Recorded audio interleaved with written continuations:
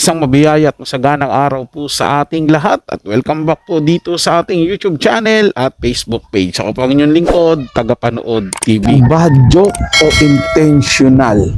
Kim Chiu nababash dahil sa joke kay Raisa May.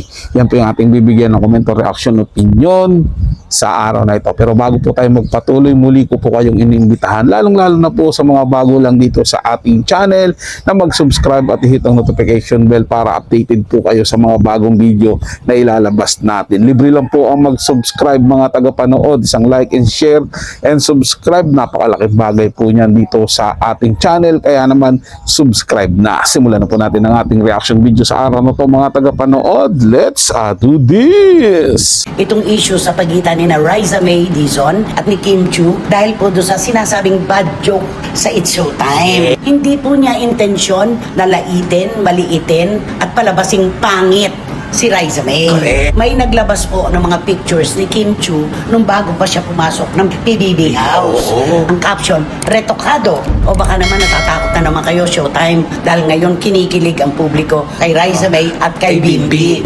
Siguro, kumbaga sa driver, itong si Kim Chiu, mas mabilis ang dila niya kaysa sa pag-iisip. Preno-preno naman kung minsan. Hindi puro selinyador. Dito na tayo sa mainit na pinag-uusapan ng publiko ngayon. At may mga paksyon-paksyon dito, nahahati talaga. Nagkakaroon ng mga bardagulan. Ay, opo. Nagkakaroon talaga ng bardagulan. Ito po, mga kachika, ay nag-ugat po itong issue sa pagitan ni na Raisa May Dizon at ni Kim Chiu dahil po doon sa sinasabing bad joke sa It's Showtime. Yes. Pero alam mo, Coromelo, no, napanood ko kasi yun, ano? Ako kasi always sinasabi ko kay Kim, di ba? I don't see anything bad in her eyes. Totoo. Para sa akin, maganda ang puso ng bata eh. Wala talaga ako nakikitang masamang intensyon sa kanyang anumang ginagawa. Ang tingin ko ba, ano, ito kasing si Jugs, nung nagsasayaw siya na ala cha-cha Ay, ni Raisa May, cha-cha, mga ganyan, oo. biglang napalingon itong si Kim Chiu. Nakita yung mukha niya na parang namamaga, na maputing-maputi. Natural, nagulat itong si Kim Chiu. Kaya sabi niya, ay, Raisa May. Siguro, ang ibig niya sabihin doon sa ay, Raisa May, yung Yung cha-cha-cha-cha. sumakisayaw-sayaw, oo. Yung cha-cha. Si Lotus Pita sa likod mo! Lotus Pit? Ano po Lotus Pit? Ay! Bakit si Raisa May? Ay! Ay! Yari! Ay! Si Lotus Pita! Hindi po niya intensyon na laitin, maliitin, at palabasing pangit si Raisa May. Correct. Yun ang tingin ko, opinion ko yun. Oo. Kaya lang, Nay, ang problema dito ay yung tingin ng iba. Oo. Mismo kung tatanungin naman dyan si Kim Chiu, parang ano lang yun eh, parang wala siyang ibig sabihin na, ay Raisa, kasi sa'yo, Raisa May naman yung sa'yo eh. Pero yung hawig, At saka dun sanay naman na tayo kay Kim Chiu na dumadaplis ang dila Ay, madalas. totoo. Diba? Ngayon nga po, dahil sa pagbabardagulan ng dalawang paksyon na ito, may naglabas po ng mga pictures ni Kim Chiu nung bago pa siya pumasok ng PBB House. Oo. Ngayon, ang nakalagay doon, ang caption, retokado, nakalagay. Si Raisa May nga naman, walang galaw. Hindi ginalaw ang anumang bahagi ng mukha. Kaya Kim Chiu nakalagay, retokado. Dahil inilabas nga yung picture nung bago pa siyang pumasok ng PBB Ayan na, House. lumalim na talaga ang kwentong ito. After simpleng pagkakamali yun na wala namang mean kay Kim Chiu, na paano na nagulat, talagang pinaano lang ng mga taong mga basher ni Kim Chiu. Ay, actually, yung basher ni Kim Chiu yung nag-ano niyan eh, na parang, bakit mo kailangang banggitin pa yung pangalan Pero ni marami Raisa? rin nagtatanggol kay Kim, ha? Ay, oo At tulad naman. yung sabi nila, o baka naman natatakot na naman kayo, Showtime, dahil ngayon kinikilig ang publiko kay Raisa May at kay Kay Bimbi. Bimbi. At meron naman nagsabi talaga doon na, o sige, kung ayaw nyo dito, di umalis kayo, Ayan. doon kayo sa kabila. May malay Dahil nandun na. si Bimbi at saka si Raisa May, nagpapakilig. Naiintindihan ko naman kung bakit pinagtatanggol nito ni Christopher Minat ng kasama niya itong si Kim Chiu, kasi syempre ano nila yan eh, kumbaga dyan sila panig eh. Pero paulit-ulit ko po mga tagapanood, pinakinggan yung video doon sa nangyaring segment na yon ng It's Showtime at ang linaw ng sinabi doon, di ba sinabi nung kaharap ni Kim Chiu, komento nyo dyan kung sino yung host na yun, sinabi Lotus Pearl nasa likod mo. Pagharap niya, sabi niya, ay dapat Raisa May. Gumanon siya. Pakinggan yung mabuti yung video. Ay, dapat Raisa May. Dapat daw Raisa May. Hindi Lotus pero dapat Raisa May. Tapos yung sinasabi nila nila Christopher Min na baka doon sa pagsayaw ni Raisa May. Hindi. Sumayaw yun si Teddy ng sayaw ni Raisa May na charap-charap ng chacha. Pagkatapos sabihin ni Kim Chiu na Raisa May. Diba? So, ibig sabihin dun, intentional yung ginawa nilang joke na yun. Hindi yun basta wala lang sa isip ni Kim Chiu. Hindi. Kumbaga, planado na yan. Diba? Gimmick na nila yan. Dahil, ito, real talk lang ha. Siguro talaga, nag-ano yan sila eh. Dahil nga, gumaganda yung takbo nung tambalan ni Raisa May at ni Bimbi doon sa kabila. Naghahanap yan sila na para mapag-usapan din sila. At ito nga, mas napag-usapan sila ngayon dahil sa ginawa nila. 'Di ba? Kasi tingnan mo, good or bad, still publicity yun, pag-uusapan ka. At mo yun, pinag-usapan din talaga yung segment nila. Pero ang tanong doon, nakabuti ba yun? 'Di ba? Hindi. Lalo pa nga napasama sila dahil tingin ng mga tao, masyado silang nagiging alam mo yun, masyado na silang nagpapaawa sa mga tao. Dahil pansinin nyo naman kami. Di ba, ang linaw, kahit paulit-ulit ko pong pakinggan yung nangyari na yun. Sinabi nung sa harap, ulitin ko ulit, sinabi nung nasa harap ni Kim Chiu, Lotus Pier, pagharap niya, ay dapat Raisa May. Kaya doon sumayaw si Teddy ng sarap, ganun. Di ba? So doon pa lang, kita nyo na kaagad kung paano intentional. At hindi yung mga basher ni Kim Chiu yung nagsabi nun. Iba ang nagpasimula nung nagsabi nun dahil nga hindi nila nagustuhan yung ginawa ni Kim Chiu. 'Di ba? Mga tagapanood, kahit sino naman eh. Nananahimik yung tao sa kabila, hindi naman sila inaano eh. May jokes ba sila patungkol dito sa kawalang hiyaan nila? 'Di ba? Wala namang ganoon, hindi sila pinapansin. Nagtatrabaho lang yun sa sa kabila, sila Raisa May. Walang ano yun eh. Walang pakialam yun sa kanila. Tapos babanatan mo ng gano'n, 'di ba? So intentional para sa akin intentional yung joke na yun.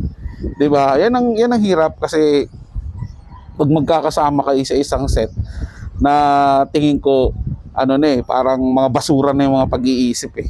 'Di ba? Yung mga joke na wala nang katuturan. Sige, pakawalan na lang natin yan, bahala na mapag-usapan. 'Di ba? Tapos bandang huli sila hihingi ng respeto. Respetuhin niyo naman kami. Kayo nga hindi marunong rumespeto eh. 'Di ba? Tapos hihingi pa kayo ng respeto. Bago kayo humingi ng respeto, bigay nyo muna yung respeto. 'Di ba? Tuloy natin yung video mga tagapanood. Parang ganon. Ito yung naisip ng marami na, naku, natatakot ang Showtime kasi noong 2015, nung magkaroon ng ALDAB, ng Alden Richards at saka si Maine Mendoza, di ba sila naman inaamin nila na nung mga panahon na yun ay talagang bumagsak ang rating nila. Nilamon sila ng buong buo ng Itbulaga dahil sa ALDAB. Nga hindi na nila kung ano ang gagawin na nila para matapatan hanggang sa lang. gusto na raw yata nilang sarado. Correct. Di ba? Parang ganon. Oo. Ngayon, dahil po dito si Raisa May nga, yung parang naging puntirya, di umano, nitong si Kim Chiu, natatakot daw ang Showtime. Dahil eto na nga, nakadiscover na naman ang junior ng ALDAB, ang Itbulaga. Hindi naman nakakapagtaka kasi naman may kilig naman talaga yung Raisa May at Bimbi. Kagat May na kilig. kagat. Totoo. Kagat na kagat naman. Nakuha nga ni Bimbi ang karisma ni Chris Aquino. Totoo. At si Raisa May, yung pagiging pagiging simpleng dalaga. Pangmasa talaga si Oo. Raisa. So, At saka maraming nakasimpatya kay Raisa May dun sa kwento niya sa interview sa kanya na nung mga panahon na halos hindi na siya isinasalang, once na lang daw siyang sasalang, hindi pa niya alam kung matutuloy. oo. At saka yung sa kwento niya, ito yung magdudugtong dahil laging yung personalidad niya, diba? Laging yun ang laging binubuli Kasi nga, sa kanya. nung tumiwalag na ang Tito Vic and Joey sa mga halos host, di ba? Oo. Nung may walay na, siya pala yung pinupunteriya talaga, So, na alisin galing. talaga. Oo. Dahil nandun na, pinapractice na raw yung papalit sa kanya. So, nakisimpatya ang ating mga kababayan sa nangyari kay Raisa May. Oo. Kaya ngayon, dahil nga dito sa bad joke na ito na hindi namin alam kung ano naman po ang intention nitong jokes na ito na sumasayaw-sayaw pa doon. At nakita nga ni Kim at nasabi niya, Raisa May, yung Lotus Fit. Yes, Di ba? correct. Kahit walang meaning, yung pagkasabi ni Kim Chiu ng Raisa May, ipinagpalagay na po ng marami na talagang si Raisa yung minamaliit niya. Correct. Dinugtong at na. pinipintasan. Correct. Ganon. Nakakalungkot lang, no? Pero alam mo, sa kwentong ito, paano naman sila makikinabang dito na yun? Di ba? Ang Showtime at ang Itbulaga. Pinag-usapan sila eh. Oo. Ganon yun. Yun eh. Ako naman sa opinion ko rin to, siguro kumbaga sa driver, itong si Kim Chiu, pepreno rin paminsan-minsan. Yun, siguro natutunan niya na to. Kasi kung pakiramdam niya, hindi niya naman sinasadya talaga ito. Mapapaisip siya, naku, isang pagkakamali, nadulas lang ako. Oo, nagkaroon na ng ganito. Yung kaya nung bawal lumabas. Yes, katulad At niya. saka yung IV Oo. of spades, yung four of spades. Ganito lang po yun. May discernment po tayong tinatawag. Ano man po nagagawin natin, tayo po nagkakaroon ng paalala sa ating sarili na baka sasabihin natin, meron tayong masaktan, baka may umaray, baka meron tayong masagasaan. Oh, yes. May discernment naman. Yun ang kulang siguro kay Kim.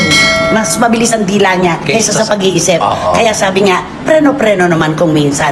Hindi puro selinyador. At diyan ka mapapahamak, di ba? Totoo. Mababangga ka talaga, makakasagasa ka. Katulad nung nangyari dito kay Raisa May. Kahit naman sabihin mo na wala kang intensyon na hindi maganda kay Raisa May dito, nauna na yung husgado ng bayan. Correct. Na, At nakilala si Raisa May sa pangbubuli talaga sa kanyang itsura. Ang dami na nang gaya naman kay Raisa May, ultimo nga yung kapitbahay nila. Totoo yun. Sabi nga niya, nung siya ay nanalo sa Little Miss Philippines, ang gaganda ng mga kasama niya, mga mistisa, siya lang daw yung nanlalapot, siya lang daw yung Nararamdaman buti may mo. wild card, di ba? Oo. So doon pa lamang po, meron ng card Yes. si Raisa May, yung simpatya. Kay Kim Chiu din naman, marami nakikisimpatya. Kaya lang po, si Kim Chiu kasi, yung napuruhan dito, dahil siya yung nagsabi ng Raisa May. Correct. Na hindi naman po niya siguro alintana na maliitin talaga si Raisa May, kundi nagulat siya eh. Yes. Ay, Raisa May! Tsaka kung sino man talaga makakapanood doon, ay, kahit hindi mo sabihin, ikaw mismo sa manonood, ay kamukha ni ano, di ba? May ganyan, may ganun talaga eh.